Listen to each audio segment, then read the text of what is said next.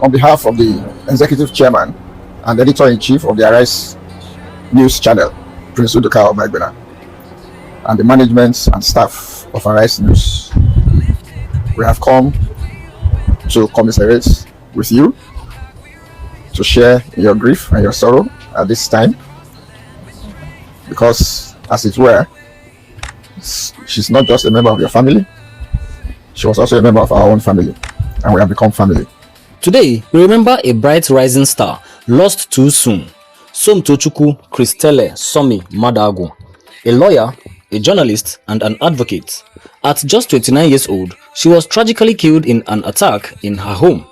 In this video, we trace her life, her work, and the lingering questions about her death. Hi guys, and welcome back to OPAG News TV. Somtochukwu Christelle Madagu was born on 26th December 1995. Though her family roots trace back to Anambra State in southern Nigeria, she was reportedly born in London and spent formative years of her life in Port Harcourt, Rivers State, Nigeria. Her educational journey led her into the legal field. According to public available profiles, she studied law in the UK, returned to Nigeria for the mandatory NYSC, then later did legal work in Nigeria, legal executive roles, junior counsels, and etc. She was also involved in modeling and pageants. In 2023, she participated in the Miss Tourism Nigeria pageant and was either winner or runner-up. Some sources say she was the first runner-up. Following that, she represented Nigeria at Miss Tourism World in China, which raised her public profile. So, her public identity was not just as a legal professional, but as someone who bridged law, media, and advocacy. After her pageant successes, Sommie pivoted into media and social advocacy. Her legal background gave her a strong foundation to cover issues of justice, women's rights, and governance. By 2024, she joined Arise News TV in Abuja as a news anchor, a reporter, and producer. At Arise, her work often highlighted legal issues, gender-based violence, and the struggles of marginalized groups. She has a reputation for being eloquent, poised, and passionate. Many paid tribute to her professionalism and warm on-air presence. Some specific reportage roles: she covered the submission of a memorandum for the Reserved Seats for Women Bill in September 2025, linking her media work to political and policy advocacy. Prior to her media role, she also worked in legal executive roles, including the International Dispute Resolution Institute (IDRI), and as a junior counsel in a private law firm. She also had experience as a political consultant. Thus, her profile was multifaceted: legal professional, media figure, and advocate. On 29 September 2025, in the early hours of the morning, the news broke that Sommie had been killed in an armed robbery attack at her residence in the Kantampe area of Abuja. Arise News issued a public statement confirming her death, lamenting the loss of a beloved colleague and calling for a swift investigation. It's just very touching and very sad that we have to announce the passing of our colleague Sommie Madagu, who died or who was killed in her residence at Abuja. And when I saw this, it was very somehow, because apart from the fact that she's a broadcaster, she's also a lawyer. Yes, and looking at her life, you know, she left London, or the UK rather, where she schooled. She studied law. She's like, okay, I'm done with law. I'm coming back to follow my passion. Yeah. Yes, and it's very tragic because I know what it is. I mean, I'm a lawyer and now a broadcaster, to say, okay, I want to do my parents' dream, and now it's time for me to live my life. She just started working at Arise last year, September, and this is September, so like a year. Yeah, right. And it's like your life just gets cut short like that. It's just a very tragic story. I can't even say, I don't know what to say, because like her tweets was, I pray from the depth of my heart that Nigeria never happens to me or anyone that I care about. Yeah. Those were her words. And now look at what has just happened to her. Premium Times reported that she died following an armed robbery attack. The station's management extended condolences to her family and called for prosecution of the culprits. Some piece of her professional history mentioned in news reports. Formerly, she also worked as a political consultant with a firm called Vissals, held legal executive and assistant company secretary roles, among other positions. Police from the Federal Capital Territory (FCT) reportedly launched an investigation involving tactical, intelligence, and forensic teams. Thank you so much. Let me start this way. FCT Command, once again, commiserate with the family of Sommie. Arise News family, entire Nigerians that are reasonably touched with this ugly incident. It was indeed a sad one, very disturbing indeed. Regarding the circumstances surrounding the incident, to set the record straight, some Udnon, armed robbers specifically, gained access into a unique apartment where Sommie lives.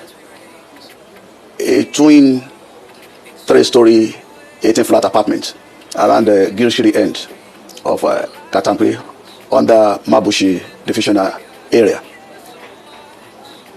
At this point in time, 2 guards were on duty, security men. It's a private guard. And one of them, who had the courage to challenge, sustained a gunshot. Under this condition, you know the panic that will have resulted from this kind of environment. Sommie actually occupied an apartment on the topmost floor of the building. And out of the fear, she jumped down from that 3rd story, the top floor. The consequences is what we are seeing. It's so sad, so unfortunate. Well, have you At last, this rescue was ready to the command control room. Policemen moved to the scene. What they could see, the unconscious body of Sommie on the floor. Because the death is so recent, many details remain murky, and public speculation has already begun. Whenever a prominent figure dies under violent or unusual circumstances, controversies and conspiracy theories often emerge. In Sommie Tochukwu Madagu's case, here are some of the key issues, open questions and public reactions. 1. The motive. Was it a robbery or a targeted assassination? The official narrative is that this was an armed robbery gone wrong, but skeptics and social media commentators are asking, was it truly a random burglary, or was she targeted because of her journalism, advocacy or connections? Some have suggested that something about her work might have made her a target, though no credible evidence has yet been presented publicly. Others point to the brazen nature of the invasion. A robbery in someone's home in the capital city of a public figure invites suspicion. 2. Investigative transparency and speed. Many are pressing the FCT police, the federal government and the security agencies to move quickly and disclose findings. Questions being asked include, were there CCTV or surveillance cameras? Were there signs of forced entry, or did the assailants bypass security measures? How many perpetrators were involved? How many suspects have been arrested? The lack of immediate clarity has fueled public distrust that justice may be delayed or subverted. 3. Media safety and press freedom concerns. Her death amplifies the risk journalists may face in Nigeria, especially those who cover sensitive issues of governance, human rights or corruption. Some commentators are drawing parallels with other cases of media figures or activists who died under suspicious circumstances. Advocates are calling for better protection mechanisms, more rigorous investigative journalism standards, and stronger state accountability. 4. Conspiracy theories and misinformation. On social media, some users claim she was assassinated for speaking out or that the robbery story is a cover-up. Others speculate involvement of powerful interests or inside collusion. These theories are mostly unverified now, but in the absence of transparent facts, such narratives gain traction. 5. Press and public reaction and demand for justice. Colleagues in Arise News, media houses across Nigeria, and civil society have expressed shock and anguish over her death. The president, Bola Tinubu, has been reported to have ordered security agencies to probe the matter swiftly. Many in media circles see this as a test case. The response and outcome may signal how protected or unprotected journalists are in Nigeria. Because she was both visible and active in advocacy, her death has become more than a person tragedy. It's a moment of national conversation on safety, press freedom, and governance. Even in death, Sommie Tochukwu Christella Madagu left behind a legacy. She showed that young professionals could bridge law, media, and social impact. She used her platform to highlight gender violence, inequality, and policy issues. Her sudden death has rallied many to call for better protections for journalists. Her voice, now silenced, has become a rallying cry for justice. When you search social media, you will find tributes such as "Rest in peace, Sommie," "May they find justice," and "We miss your voice." If you found this useful, kindly give this video a big thumbs up, hit the share button, and drop your comments in the comment section. What actually went wrong in the demise of Sommie Tochukwu? Do hit the subscribe button if you're joining us for the first time, and don't forget to turn on your notifications for more trending videos.